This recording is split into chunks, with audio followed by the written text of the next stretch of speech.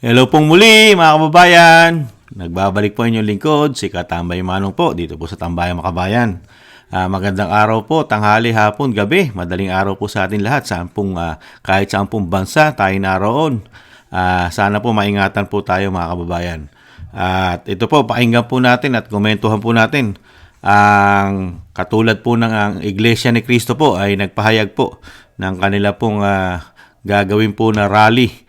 At ganun din po, komentuhan din natin ang pahayag naman po ni Senate President Escudero. At ganun din po si Congressman o Representative Barbers mga katambay about naman po sa kanyang privilege speech po sa Kamara about po sa mga vloggers mga katambay. Unahin po muna natin ang pahayag po ng Iglesia ni Cristo mga katambay. Nananawagan po ng kapayapaan. Umpisahan po natin pakinggan at komentuhan po natin. Ito na po. Kami po ni Nelson tumanggap po ng bilin bilang mga kaanib po sa Iglesia ni Cristo at sa ating mga kababayan. Dahil po dyan, mga kababayan at mga kapatid sa Iglesia, ang mga kapatid po sa Iglesia ay naghahanda, Nelson. Ulitin ko po ang mga kapatid po sa Iglesia ay naghahanda na magsagawa po ng rally. Magsagawa po ng rally upang ipahayag sa lahat ng mga kinauukulan na ang Iglesia ni Cristo ay pabor po sa opinyon ng Pangulong Bongbong Marcos na hindi sumang-ayon sa isinusulong ng ilang sektor na impeachment dahil maraming problema ang ating bansa na dapat pong unahin ng ating pamahalaan. Ang Iglesia ni Cristo po ay para sa kapayapaan. Ayaw po natin sa anumang uri ng kaguluhan na manggagaling sa kaninumang panig. Ngayon pa lamang po, mga kababayan, ay nag-uorganisa na po ang mga lokal sa buong iglesia para magkaroon ng mga malalaking pagtitipon. Para ipakita po at ipahayag, ito po binabanggit namin, na pabor kami sa opinyon ng Pangulong Bongbong Marcos na no to impeachment. Dahil ang dami ng problema ng bansa, hindi ba? Ang dapat po nating unahin, ang problema ng bansa na mas malaki. Yes. Hindi. Yan po mga tambay, pahayag po ng Iglesia ni Cristo. Bubuo po sila ng malakihang rally po. Pero hindi po ito nangangahulugan na ito po ay pagpapabagsak po sa administrasyon daw po ng Pangulong Marcos. Ito po ay sumasang-ayon po sila sa sinabi po ng Pangulong Marcos na kontra sa impeachment po na ginagawa po sa Vice President. Yun po ang layunin ng kanilang gagawin pong pagwewelga o sinasabing pagtitipon para daw po sa kapayapaan mga kababayan. Nananawagan po sila sa buong ahensya o sinasabing miyembro ng Iglesia ni Cristo para po sa kapayapaan ang gagawin nilang rally mga katambay. At ito po, bago po natin dagdagan ang komento, dagdag naman po natin itong pahayag naman po ni Escudero, ni Senate President Chis Escudero mga katambay. Nanawagan naman ang liderato ng Senado sa mga kapwa senador na iwasan magkomento sa issue ng impeachment complaint laban kay VP Sara. Binigyan din pa nito na dapat maging patas ang mga mambabatas at hindi makatwirang magbigay sila ng mga opinyon kahit pa kalyado at malapit na kaibigan nila ang pamilya Duterte. Nian Corvera sa balita. Session of the Senate in the third regular session of the 19th Congress is hereby called to order. Umapihan si Senate President Francis Escudero sa mga kapwa senador na huwag magkomento o magbigay ng anumang pahayag sa inhaing impeachment complaint laban kay Vice President Sara Duterte. Sinabi ni Escudero na hindi tamang magbigay ng pahayag ang sinumang senador kahit pa kaalyado at kaibigan ni Duterte. Sakali kasi anyang lumusot ang reklamo sa Kamara, iaakit ito sa Senado at hindi dapat lumabas na bias at naglabas ng prejudgment ang sinumang senador. Malaki anyang nakaatang na responsibilidad sa balikat ng mga mambabatas dahil sila ang mag-iimbestiga sa mga aligasyon laban dito, kaya dapat mapanatili ang fairness at justice at paggalang sa Senado bilang isang institusyon. Kailangan din anyang magpakita ng impartiality at objectivity ang sinumang senador. Sa kabila nito ay ginit na Escudero na hindi dapat maapektuhan ng impeachment ang kanilang mandato sa paggawa ng mga panukalang batas na higit na kailangan ng mamamayan. Naniniwala naman si Senator Francis Tolentino na unethical para sa mga senador kung maglalabas ng komento tungkol sa impeachment. Hindi raw sila dapat Yeah, mga tambay, pahayag naman po ng Senado at sa pangunguna po ng Senate President, mga katambay. Isunod naman po natin, isama na po natin si Congressman Barbers, mga katambay. Ang kanya naman po pahayag. Isang dahil lang po, set up ko lang po, mga kababayan.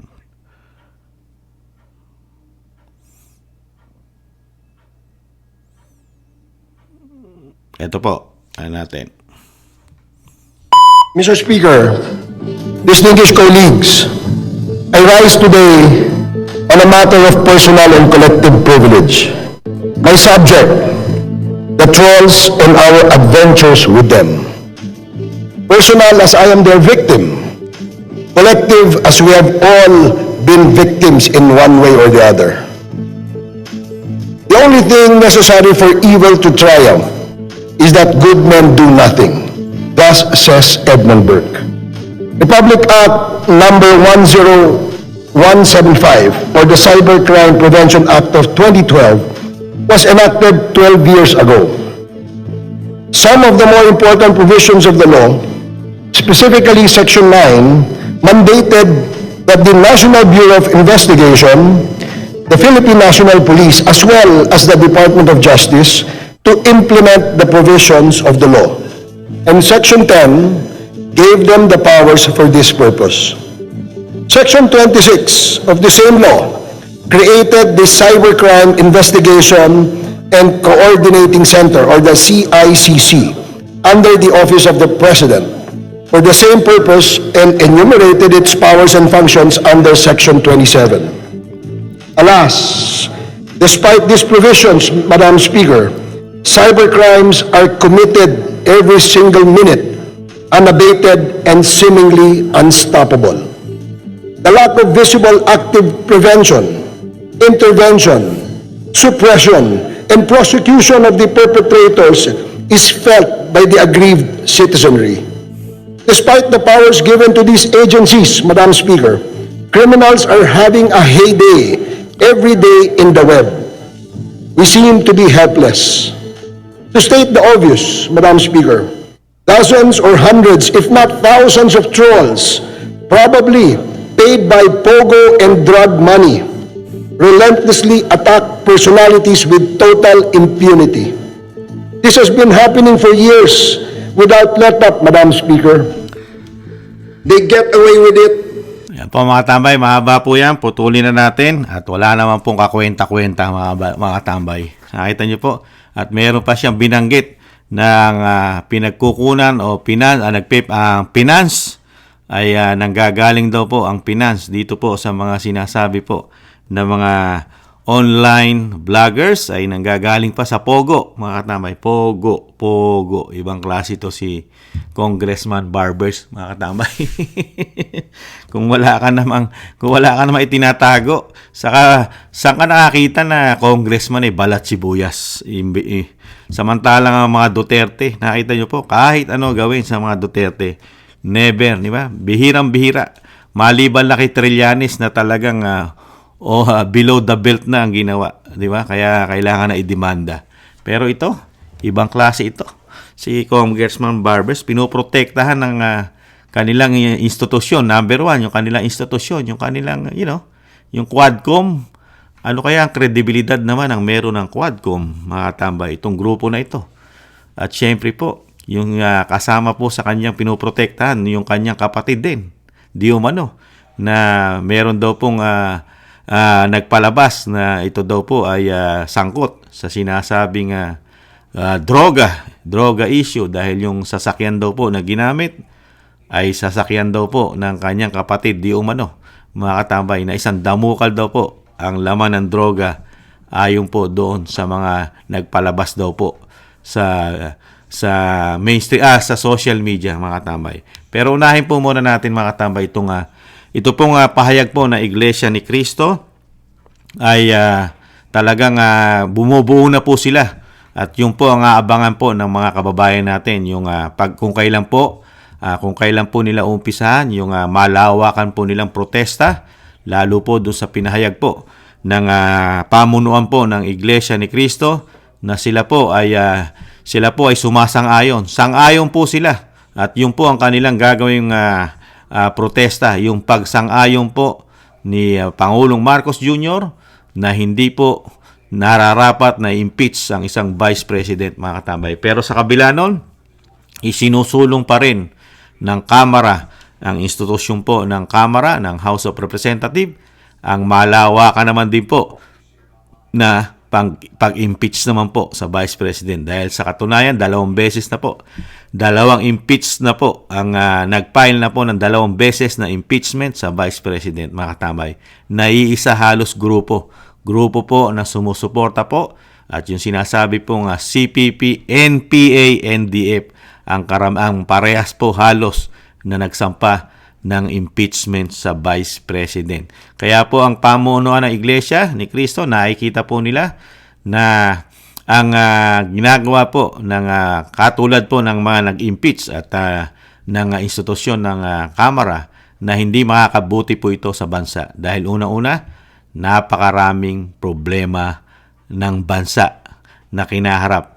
Totoo naman yun. Una-una, problema sa droga. At problema rin ang issue ng droga doon sa Pangulo. Yung kay Kati Binag, malaking issue po sa bansa yan na gumagamit daw ng droga ang Pangulo, yung kay Kati Binag.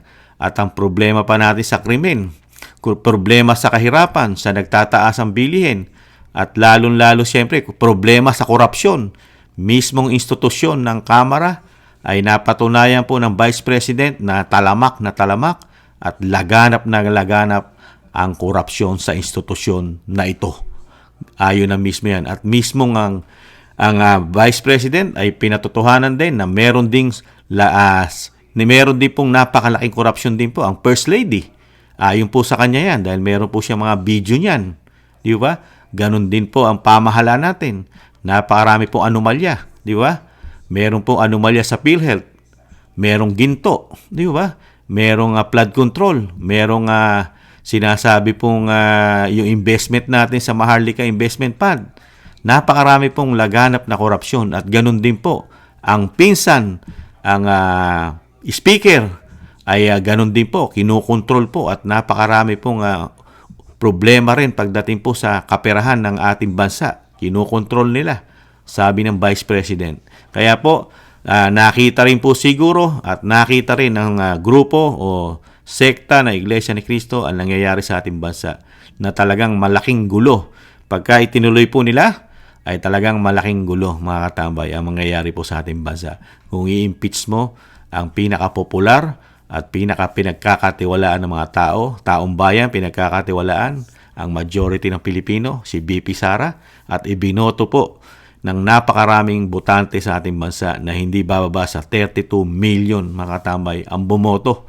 Tapos meron lang pong magpapaalis o mag-i-impeach ng mga makakaliwang grupo pa. Nakakahiya. Kaya nga po pinag-uusapan ng ating bansa na talagang kahiya-hiya po ang kinalabasan ng ating bansa na ganito lang po ang nangyari sa bagong Pilipinas na ipinagmamalaki po nila, mga katambay.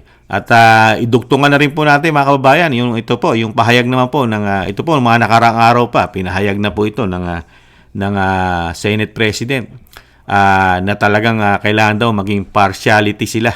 Kailangan daw hindi magko-comment, mga katambay. Ang komento ni Kamanong, pabor po yun Pumapabor po kasi sa kanila yon.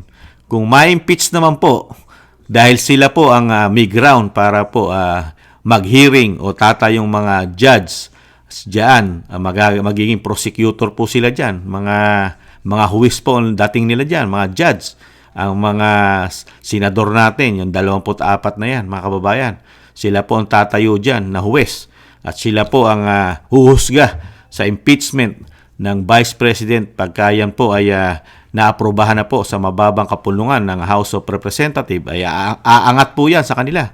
Diretso po sa kanila yan. At ang tanong ni Kamanong, ang komento ni Kamanong, pabor po sa kanila yan.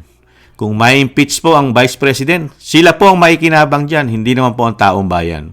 Mga katamay, parte rin po yan. Komento ko, parte pa rin po ng pamumulitika yan at kasama pa rin po yan sa politically motivated, demolition job at syempre political harassment. Bakit?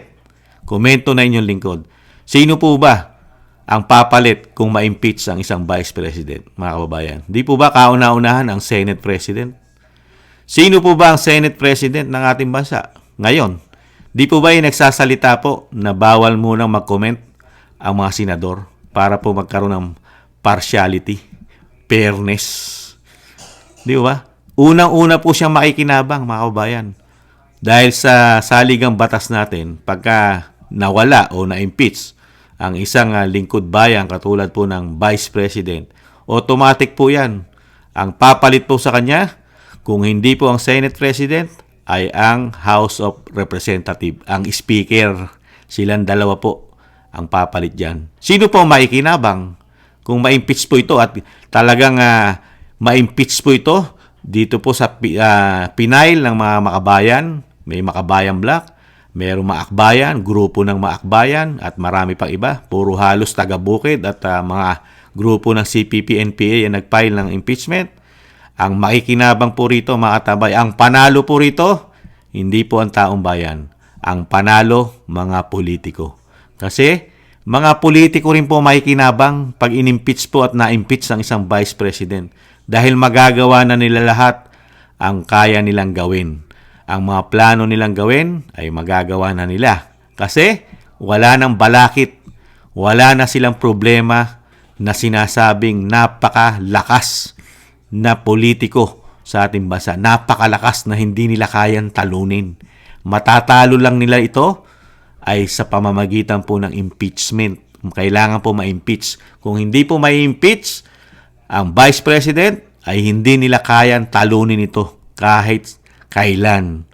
Lalo sa panahon natin ngayon na nakita po ng taong bayan ang nangyari po sa ating bansa, mga na-expose, in-expose ng Vice President ang mga anomalya ng ating gobyerno, talamak na talamak sa korupsyon, lalo ang institusyon ng Senado at Kamara. Diyan po nagmula ang napakalalaking korupsyon ayon sa Vice President. Dahil diyan po kung kinukontrol ang pera. Kaya po, dito po sa sinasabi po ng Senate President, hindi po pumapabor si Kamanong. Una-una, ang lilitis sa'yo. Ang lilitis sa'yo, yung mismong maikinabang sa posisyon mo. Di po ba? Isang Senate President, ang tatayo silang chambers dyan, pero mismo, kung may impeach, siya ang unang makikinabang ang Senate President. Depende po yan sa Pangulo. Depende. Pero, ayon sa ating konstitusyon, sila po ang talagang may karapatang pumalit sa Vice President, mga katabay. Kung hindi ang Senate President, ay ang Speaker of the House. Kaya dito po sa ginagawa po ng House of Representatives at Senate President, nilalaro lang po nila at pinagaganda lang po nila ang kanilang mga imahe sa taong bayan. Pero sa totoo lang, sila ang makikinabang, mga katamay. Hindi po tayo. Wala po tayong kapaki-pakinabang sa ginagawa pong impeachment. Unang-una, tatanggalan po tayo ng isang tunay na lingkod bayan sa ating bansa. Tunay na nagmamahal sa bansa. Tunay na may malasakit sa mga Pilipino. Tunay na may pagmamahal at nakikita ang problema ng bayan. Ang Duterte, katulad ng Vice President, napaka-workaholic. Napaka-workaholic na Vice President. Pilipino ang tatanggalan nila. Katulad po nito, mahal ng Pilipino, pinagkakatiwala ng Pilipino, pero itong institusyon na ito, katulad ng Kamara at Senado, ay tingnan nyo po, sa kanila mismo magmumula. At sila mismo ang gagawa at hahatol kung matutuloy ang impeachment. Pero, sa tingin naman po na inyong lingkod, malabo po dahil malaking gulo po ito, mga tambay. Baka po pagka itinuloy po itong impeachment na ito ng Senado, baka paaga po silang ma-abolish. Baka po sila'y maagang ma-abolish po ng taong bayan. Dahil unang-una nakikita ng taong bayan, ang plano po nila yata. Planado po mga katambay. Talagang hindi nila ma-impeach sa confidential fund, dadali naman nila sa ibang pamamaraan mga katambay. Kung ano-ano pong issue ang gagawin po nila para lang ito ma-impeach mga katambay. Pero mga taong bayan, nag-aabang lang po ang taong bayan. Magkamali lang po ng move. Naghihintay lang po ang taong bayan na magkamali ng move ang dalawang institusyon na ito, ang Kamara at ang Senado. Pagka talagang ginawa na nila yan, maaga po yan. Komento na inyong lingkod, maagang madidemolish po ang dalawang institusyon na yan, mga kababayan. Isunod na po natin ito, mga katambay, itong si Congressman Barbers. Hiyang-hiya naman tayo kay Congressman Barbers. Ano, mga katambay? Nakakahiya. Ibang klaseng politiko ito. Napakabalat sibuyas, mga katambay. Hindi siya sanay yata tumanggap ng mga kritiko. Na ikritiko siya. Ibang klase. Wala pong ano gusto nyo, Congressman. Hindi na kayo komentuhan, hindi na kayo batikusin sa nakikita ng taong bayan, lalo na mga vloggers na nakikita na hindi fair ang inyong ginagawang investigasyon na yung Quadcom Committee. Di ba? Dahil unang-una nakita ng taong bayan, ang ginawa nyo, mas pinangungunahan nyo yung institusyon na separate body kayo ng COA. Kasi ginawa nyo sa inyong komite, nagpaka-COA na kayo. At yung ginawa nyo po na tanggalan nyo po ng karapatang pangtao, yung mga ginagawa nyo po na ginagawa nyo dyan puro contempt. Contempt po kayo ng contempt ng isang resource person na wala naman pong kaso, wala naman pong kasalanan sa batas, wala naman pong demanda, at hindi naman nakakasuhan, pero kayo, automatic pinakukulong nyo agad na wala man lang kasalanan. Dahil lang po nakita ng mga Pilipino, ang ginagawa po ninyo, pag hindi po naaayon at hindi nyo po gusto ang mga sagot sa inyo, yun lang po ang nagiging ground para po ito ipakulong nyo. Nasaan na po ang demokrasya ng ating bansa? Congressman Barbers, nasaan na po ang demokrasya? Wala na po ba demokrasya ang ating bansa? Ang masusunod lang po yung komite. Yung komite po ninyo ang masusunod. Tatanggalan nyo po ng karapatan ng mamamayang Pilipino dahil sa inyong komite, sa inyong rules. Meron po kayong rules. Kahit sino po pwede nyo ipakulong dahil gagawa kayo ng rules. Sarili nyong rules dyan sa institusyon nyo. Paano po kung ang taong bayan ay gumawa rin ng sariling rules na paglabas nyo sa kamera, kayo ay ikulong naman lahat? Di po ba? Pwedeng gawin ng taong bayan yon dahil kayo mismo gumagawa kayo ng sarili nyong rules sa institusyon nyo. Di ba? Paano naman ang taong bayan? Pag gumawa rin ng sariling rules ang taong bayan, paglabas nyo dyan sa kamera, lahat kayo hulihin ng taong bayan at ipagkukulong. Di po ba? Hindi po kasi fair. Nakikita po kasi ng taong bayan, kaya po masamang-masama ang loob at naibablog dahil nga nakikita ang ginagawa. Lalo-lalo, ang nagpapakulong pa ay isang convicted pa ng child abuse. May kaso ng convicted ng child abuse. Siya pa yung napakatapang na magpapataw ng contempt sa isang abogado na wala namang kaso. Samantalang yung magpapail ng contempt ay may kaso. Kaya hindi po katanggap-tanggap ng mga Pilipino ang pinagagawa nyo rin sa Quadcom Committee. At isa pa, yung problema naman po na inyong kapatid, yung issue naman po sa droga, diyan po sa inyong lugar, sa Surigao. Di ba? Kung yan po ay hindi totoo, lalabas naman po ang totoo, Congressman. Huwag niyo pong pagtakpan. At sa panahon po natin ngayon, social media na, madali na pong kumuha. Madali na pong kumuha ng ebidensya at report na nangyayari po sa ating bansa, sa ating bayan. At madali na po ngayon mapatunayan kung totoo o hindi. May mga cellphone na po. Mismo ang inyong mga kababayan, may mga cellphone. Nagkalat po ang cellphone doon sa lugar nyo. Lahat po ng kilos at galaw ng mga kababayan nyo, mga nasasakupan nyo. At kilalang kilala po kayo ron. Kilalang kilala po ang lahi nyo bilang politiko sa inyong lugar, Congressman Barbers. At kilalang kilala din po ng inyong nasasakupan, ng inyong probinsya, ng inyong syudad, ang mga sasakyan nyo. Lahat ng klase ng sasakyan nyo, kilala po, kilalang kilala ng inyong kababayan. Kaya hindi po yata maitatanggi kung yung sasakyan na pinaglagyan ng maraming droga ay kung hindi talaga totoo na sa inyo yon o sa inyong kapatid, madali naman po yung lumabas ang totoo. Di po ba? Bakit po nagpapakabalat sibuyas po tayo? Ayaw na ayaw nyo po pag-usapan sa social media. Bakit po ba? May tinatago po ba? Kayo? Ang pamilya nyo po ba may tinatago, Congressman? Ngayon, ginagawa nyo po ngayon ng paraan na ang mga mainstream, ang social media, lalo ang mga vlogger na lumalaban at bumabati ko sa inyo, ay gawan nyo po ng aksyon at kasama pa ang NBI.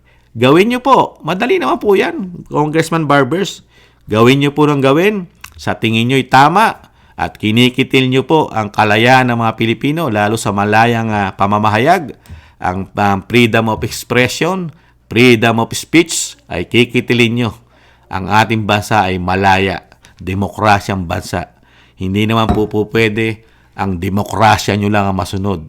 Kailangan po, demokrasya rin po ng inyong kapwa Pilipino. Dahil unang-una, lingkod bayan po kayo. Congressman, lingkod bayan po kayo. Paswelduhin po kayo ng taong bayan. Kaya ang taong bayan may karapatan po na i-criticize po kayo. May karapatan po na kayo po ay tingnan ang inyong ginagawa, questionin ang inyong ginagawa bilang kayong mga politiko, at i-criticize kung ano ang ginagawa nyo. Karapatan po ng mga Pilipino yon. Dahil po yun ay nasa batas. Kailangan po hindi kayo onion skin. Hindi po kailangan ng politiko ay onion skin. Bakit po nagpapaka-onion skin kayo?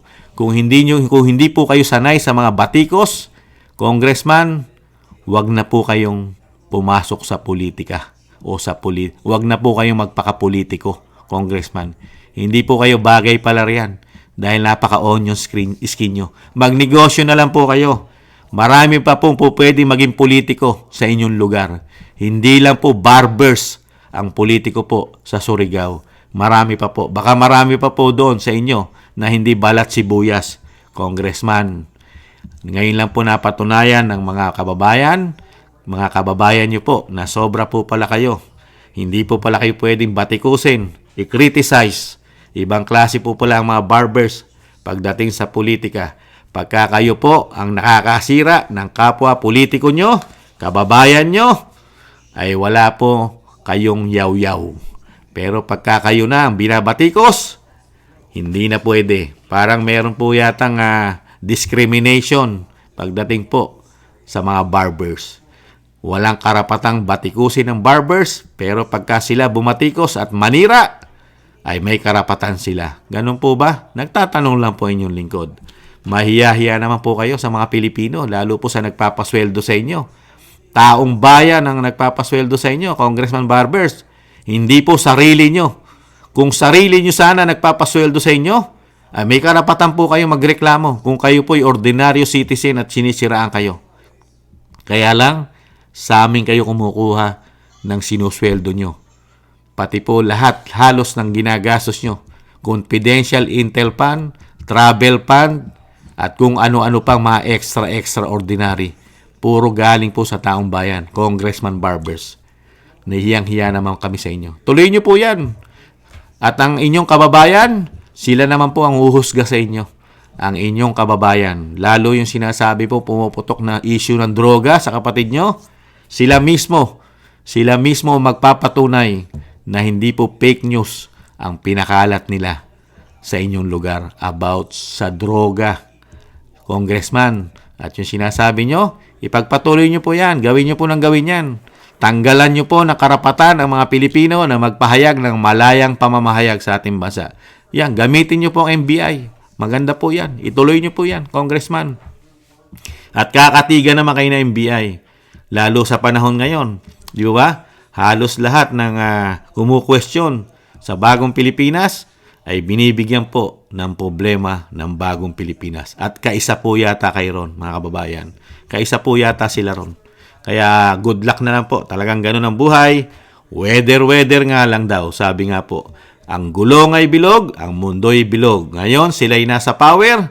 Kaya wala po silang dapat ikatakot. Dahil ang kapangyarihan ay nasa kanila, pwede nilang gawin lahat ang gusto nila. Kaya lang, weather lang yan.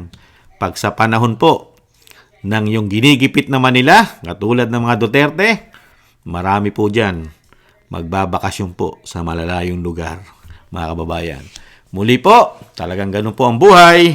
Ang politiko, makikita mo yan, lalabas at lalabas ang tunay na pagkatao niyan. Lalong-lalo na sa panahon ngayon, lahat ng klase ng politiko, nabunyag na po sa panahon natin. Binunyag na po ng Vice President ang lahat ng klase ng politiko sa panahon natin, lalo sa Kongreso at sa Senado. Kasi nakita na rin natin ang klase ng politiko, ang Pangulong Marcos at ang kanyang First Lady. Nabunyag na rin po lahat sila. Maraming salamat po mga kababayan sa mga nakagusto po ng ating maliit na channel, Tambayang Makabayan, sa YouTube at TikTok. At ganoon din po sa mga nagko-comment, like, share, and subscribe. At syempre po, hintayin na lang po natin kung kailan po itutuloy o kailan ang schedule ng gagawin po ng Iglesia ni Cristo sa kanilang malawakang protesta na sinasang-ayunan nila. Ang sinabi ni Pangulong Marcos Jr. na hindi dapat at hindi sila sang-ayon sa impeachment na gagawin kay Vice President Sara Duterte. Abang-abang na lang po tayo sa announcement po ng INC. Muli po, paalam, ingatan nawa, bye-bye!